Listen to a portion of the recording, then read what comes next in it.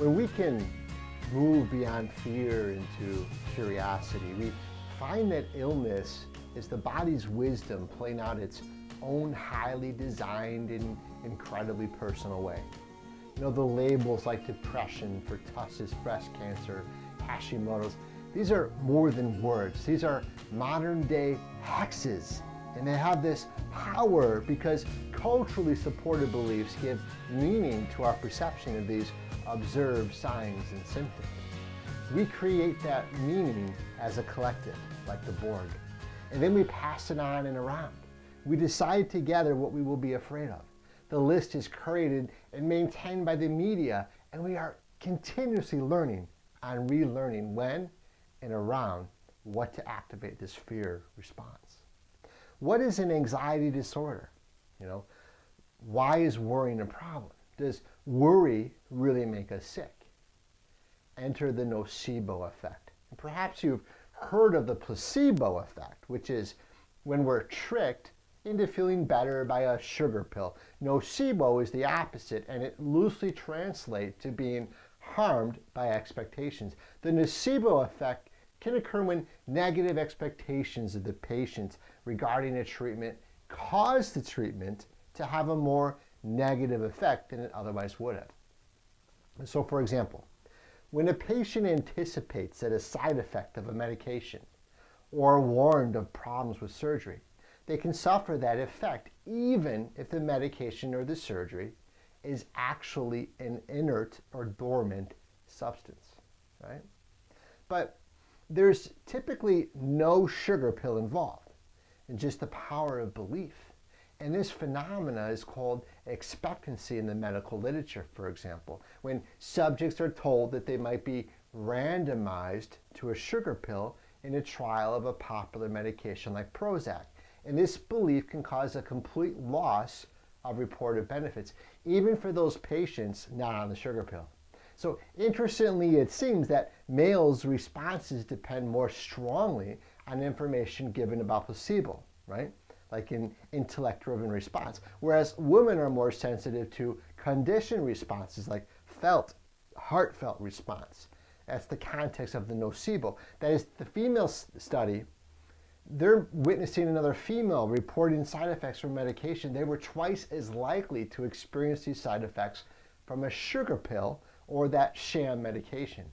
So this is referred to as social modeling in the literature. So now that we know without a doubt that our culturally conditioned beliefs about harm and vulnerability can influence our physiology, then how do we understand this bodily response? Is the body just easily tricked and inherently weak or sick, or is it responding intelligently to what we perceive as an emotional, physical, or a chemical stressor, like a conflict, a distress, or a danger? Could an experience of fear actually be what seeds the symptoms ultimately diagnosed as disease? You know, what happens when doctors continue to ignore the root cause? If we perceive fear-inducing distress in life, it likely stems from our pre-existing wounds. You know, psychotherapist Francis Weller categorized these wounds as isolation, loss, shame, separation from nature, and even the inheritance of family baggage. So when we carry grief, for example, it colors our experiences and informs our personal alarm system. And perhaps this grief tells our bodies when and how to respond with symptoms. And once that response is underway, then we are invited to respond again to the symptoms themselves. Do we freak out and run to the emergency room? Or do we embrace the symptom? And this is that kind of mind-body connection. People don't really understand it. It's not some metaphysical belief.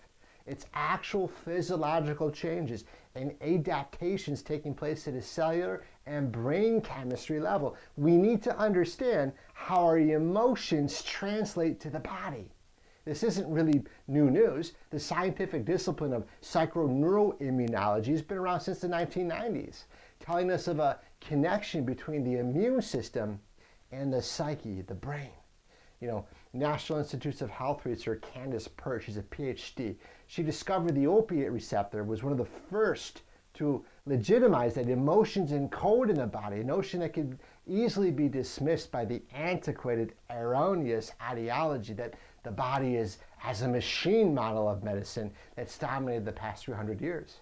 This is one of the theories that are around, that how and why emotions, releases, and explicable healing can occur all through all-day tiny movement that I teach regularly to my patients. So you move 3 minutes every 30 minutes, as discovered by NASA researchers with astronauts and their gravity studies. So these tiny movements involve the repetitive self-stimulation of certain body regions that flood the brain with proprioception, especially that entire forward head part of the brain, the prefrontal cortex. You remember my windmill model that I use a lot with my patients. And this is why my greatest advocacy is for you to orientate you around the story that speaks your truth. If you believe that challenges and even adversity hold a meaning, that the body has an innate wisdom, and that the cosmos operates under the principles of an elegant design, then you bend and flow with what comes. You bring curiosity to bear,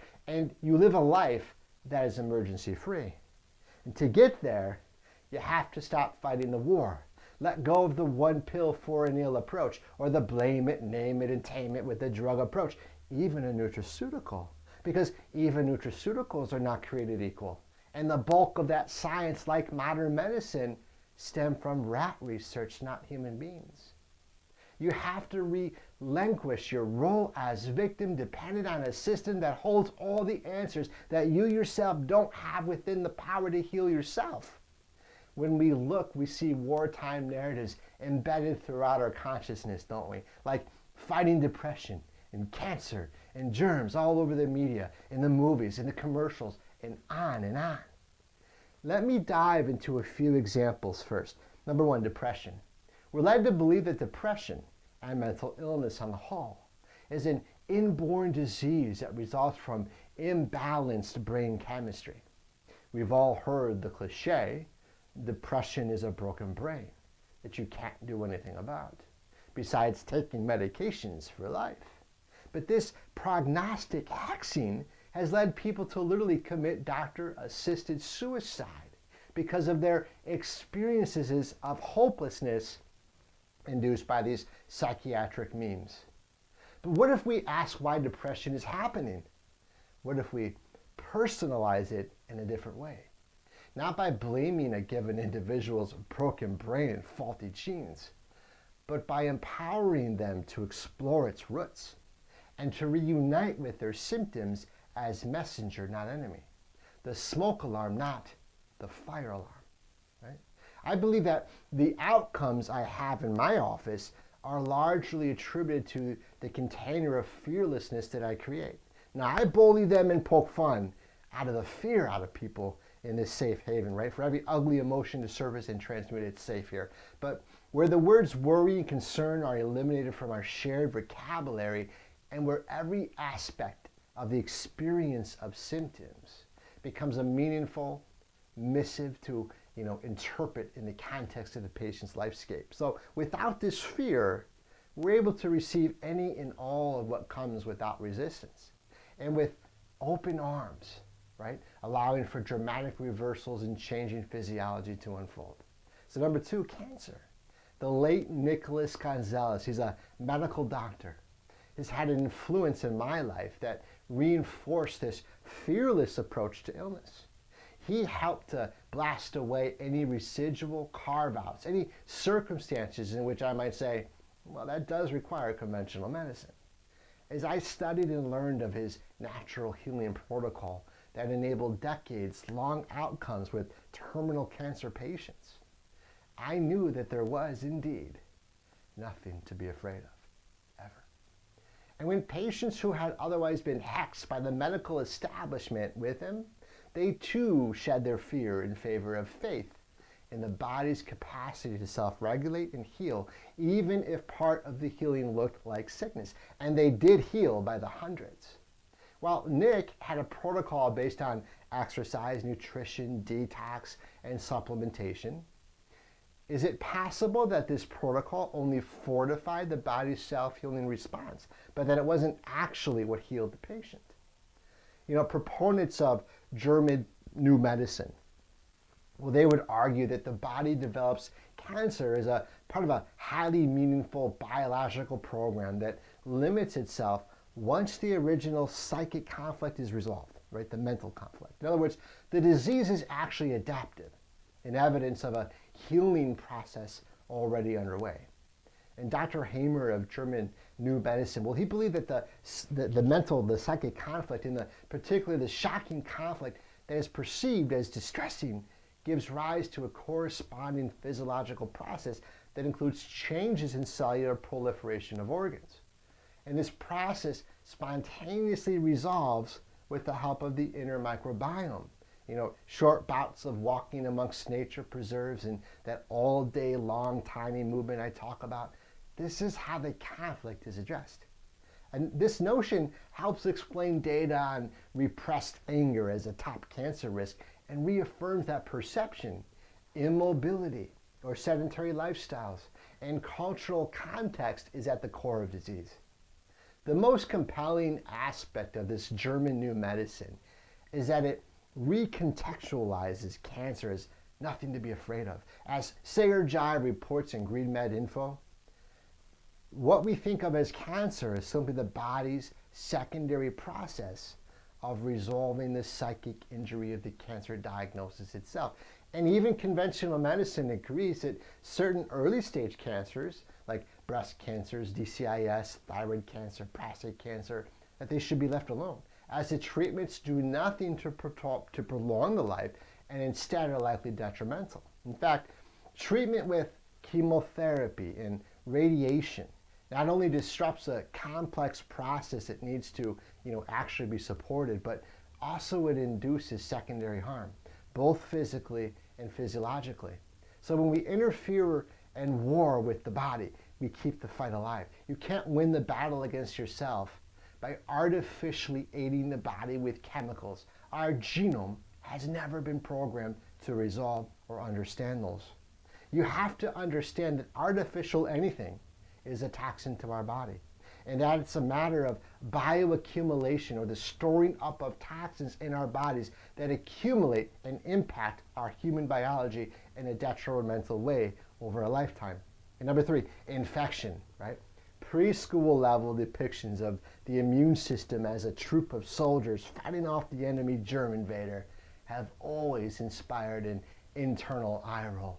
But it wasn't until my deep dive into the complexity of immunology that I came to understand that we know nothing of it. Not only are the vast majority of research behind these ideas rat science, with a truth bomb no one seems to admit, a basic science concept called species differentiation, meaning that all species on Earth are different, and their DNA, their proteins, their cells differ markedly. And to make the matter worse, in fact, the vast majority of the study on immunology is completely devoted to vaccine studies. So for all intent and purposes, medicine doesn't care to learn about the immune system outside of how it's poking and prodding that it can support the illusion that vaccines have beneficial effects. So wait, vaccines must have beneficial effects if they produce antibodies, right? Well, antibodies have been deemed synonymous with disease protection and even used as these surrogate markers for claims that vaccines work in the laboratory setting. But is there actually any science for this? And do the antibodies produced upon vaccination actually bind to and inactivate disease-causing agents? And what if antibodies are simply response elements that support the body's reaction to the many toxic chemicals in vaccines, ranging from detergents like polysorbate 80 to formaldehyde? And what about contagion? Has it ever actually been proven that germs travel from one person to another and infect them? Does a yawn spread that way? What about women's menstrual cycles syncing up when they live or work together? What about fear-induced illness, which is strikingly demonstrated in a study in which women who were convinced that they were inhaling contaminated air got sick when they saw others get sick from it, despite the fact that there was nothing wrong with the air? And then there's people who only get symptoms of the cold when they believe themselves to be unwell at baseline. Perhaps they sense not their immunological vulnerability, but the need for their body to take an opportunity to rebalance. See, I've come to believe that infectious signs are evidence the body knows how to and needs to eliminate. So vomiting, diarrhea, sweating, coughing, sneezing, and runny noses all have these exudative elimination in common. I choose to believe that these are healing processes. The same way that pediatricians of old who saw children through experiences of so-called infectious illnesses witnessed them enjoy milestones of growth in the wake of these processes. See, as we sit in even more curious territory, what other assumptions have made that that have been disproven or remain unproven to date. Science can be a beautiful tool for discovery, but only if it is allowed to dispassionately acknowledge when a more complete picture is emerging. Rats and animals as a basis of human discovery, and germs as pathogens, is a complex question that science has contributed rich literature to in the past 2 decades. With the dawn of the microbiome and the emerging science of tiny movement, spearheaded out in Singapore, called mechanobiology, our inner ecology that reveals our harmonious relationship with and our dependence on the very microbes that we have demonized. Everything about orthodox medicine is being challenged right now, and it needs to change, including the discovery of the so-called viruses that are embedded in our own genomic material, calling into question whether or not viruses actually exist in the way we have assumed. Has a discrete virus deemed unable to exist independently ever been visualized under electron microscope? Or are we still inferring? What about exosomes, those packets of genetic material that travel between the environment and our physiology and influence gene expression? See, science is revealing that these exosomes look a little too much like viruses for our comfort, leaving us once again seeing that the enemy as a critical part of ourselves. Then we have the religious question. Would God pre-program us with diseases, faulty genes, and predispose us purposely with illness? Or are these a consequence of our poor stewardship on creation itself? And the aftermath to our biology is of our own making from present and past pollutions and bad science ideology. What does healing really look like? Right? So if fear and immobility is the root of sickness, then what is the cure? It's possible that it's as simple as a shift in mindset and a reframing of the felt experience of the body, a shift from exercise into all-day tiny movement. In fact, that may be all that Dr. Gonzalez and Dr. Hammer have spoken about, and I want to do to help you experience the trust of your body, your journey, the design of it all through the power of belief, your lived experience, and the good outcomes that you want. To introduce a new story where no one is a victim of bad genes, bad luck, bad germs, and unwanted lifelong relationships with the pharmaceutical industry, who is pitching the pill for an ill slogan, the blame it, name it, tame it with a drug approach. To borrow from my favorite movie, Rudy, I know God exists, and I know I'm not him. I know God is love and incapable of bad germs, bad genes, and my love life. What do you think we really know anyway?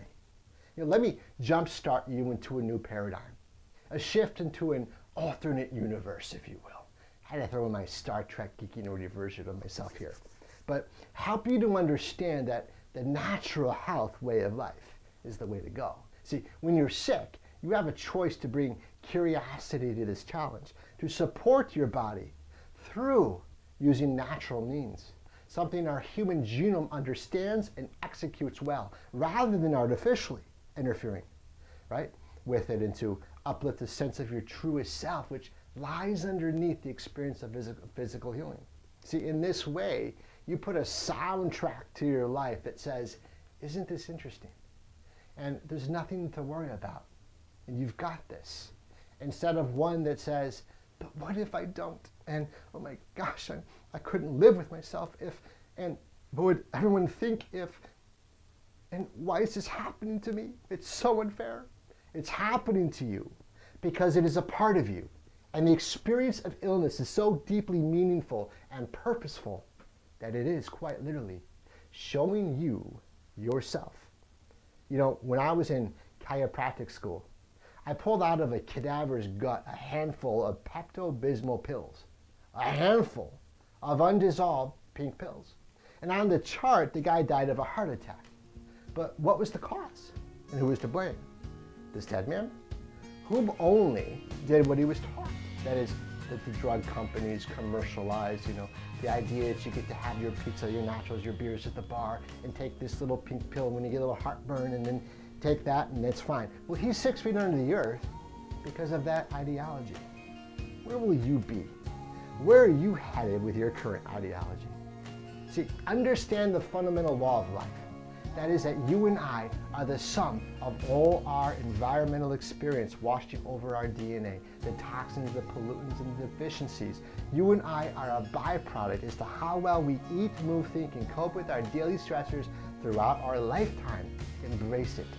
Because, as the saying goes, everything you've ever wanted is on the other side of fear.